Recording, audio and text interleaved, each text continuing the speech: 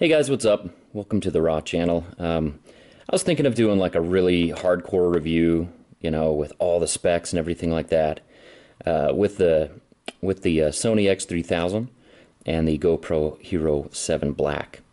And I just decided that I'll just do like a quick and dirty one. I had a couple of people in the executive producers group ask why I'm sticking with the Sony and why I'm getting rid of the GoPro so quick. The stabilization, the GoPro's is more smooth in certain cases. The thing is it's all digital, and so if it's moving really fast, you will get some kind of weird artifact-looking things. If you're just walking around, this is actually going to look better. But on a motorcycle with quick movements of the head, I noticed just some weird stuff from the GoPro. Also, I'm already kind of set up with the Sony. I have the mount. I have it mounted how I want to, and all that stuff.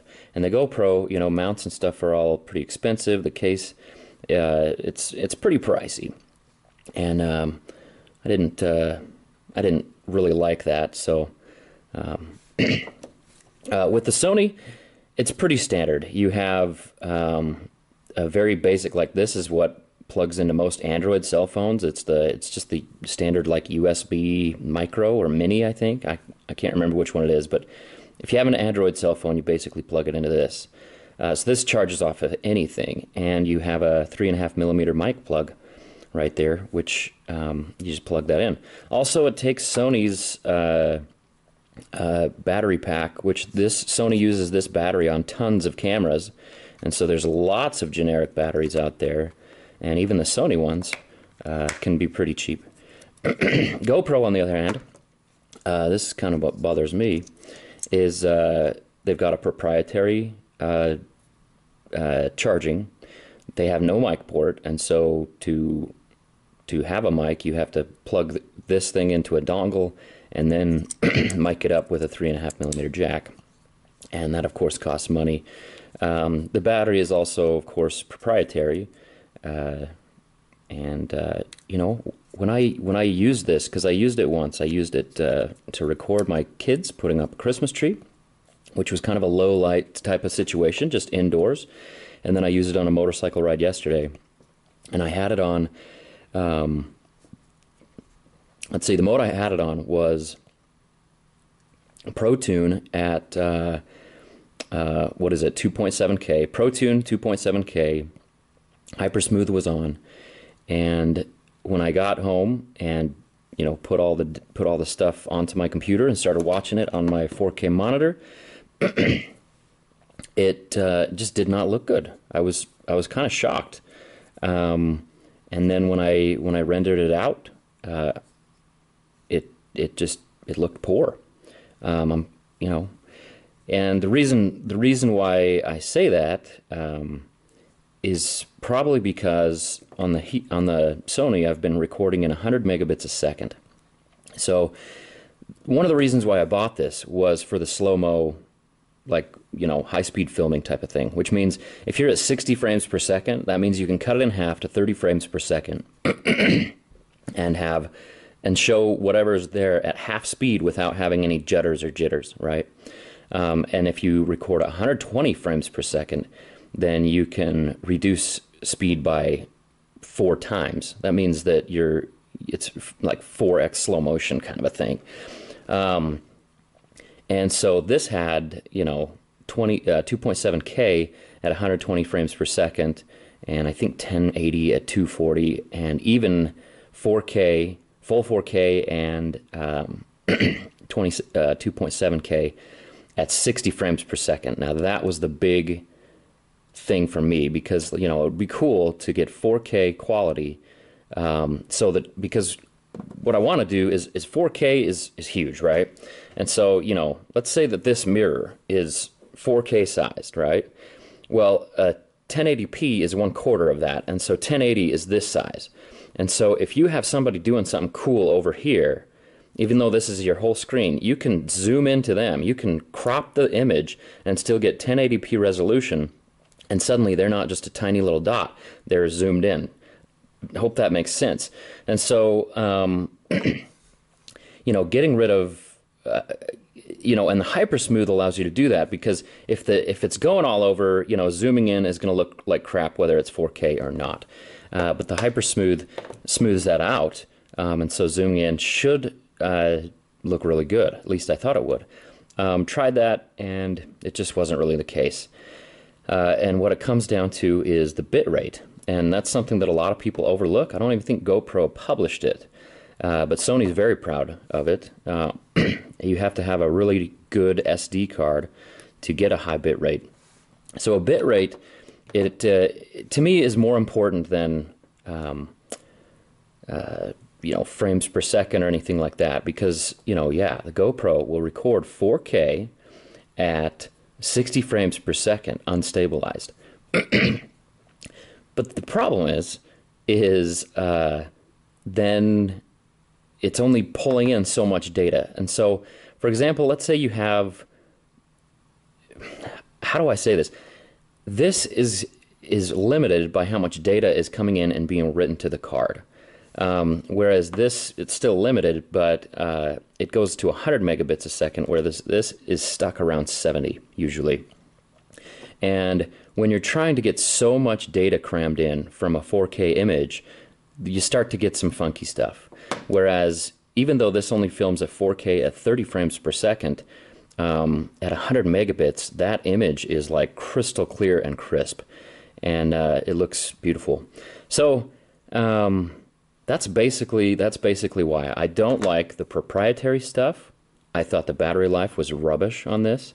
My touchscreen is really kind of wonky, and it's, you know what, that's just a matter of preference, because on this, you know, the menus are super straightforward. It's like 1980s, you know, Nintendo thing, whatever, to get to your menus and scroll around through stuff. I mean, that's clunky, right? That's clunky and it's old, but you know where everything's at.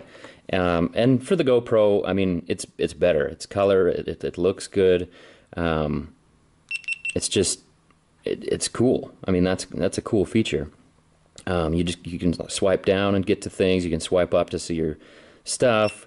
You know, you can switch through photos and videos just by swiping. So that's pretty cool. The problem is what if you want to preserve this thing, and so you put it in a case? Then you're kind of SOL, because it's like, okay, you have to take it out to navigate and get your stuff ready to go. That's not so good. Whereas the Sony, you know, inside the case, which it comes with a case, the GoPro does not, you can navigate pretty easily through the clunky menus. On this, you've got 2 buttons, which, you know, that is fancy, that is cool. Plus, this is not waterproof. This is splash proof. This is waterproof up to, I believe, about 30 feet. Is that right? 30 feet. This is just splash proof. You have to put a case on it, but it does come with a case, and you can still get full operational, you know, usage out of all the buttons in the case. One other thing that I noticed was I mount this under my peak upside down, and so it's really interesting because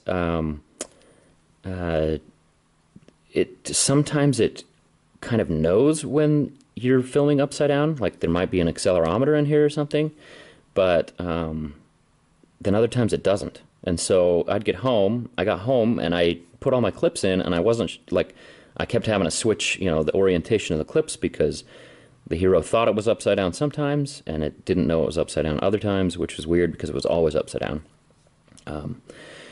Also, I think the buttons are a little too smooth, and you have to push them for too long. There you go. So you have to hold it down for a couple of seconds, and also it's hard to feel this.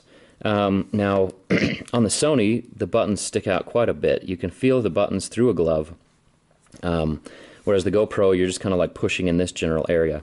And you know, when you're riding a motorcycle, I want to go in and just hit it, boom, recording. Hit it again, boom, stopped, and it's going to shut off in 20 seconds. With the GoPro, you know, you kind of hit it, and boom, it'll record. Oh, no SD card. And then you hit it and it stops. But sometimes you'll hit it and nothing happens. Or sometimes you don't hit it and then it turns off. Did it just turn? I don't know if it just turned off. It gave me 7 beeps. There it goes. Yeah, it turned off. Okay. Anyway, so besides that, this did freeze on me twice already. I don't know what that's about, but this has never frozen on me, ever.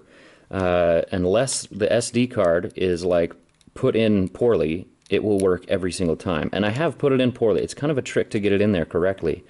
But it's not that hard. So, you know, that's why I'm going to stick with the Sony. I think the image quality is better.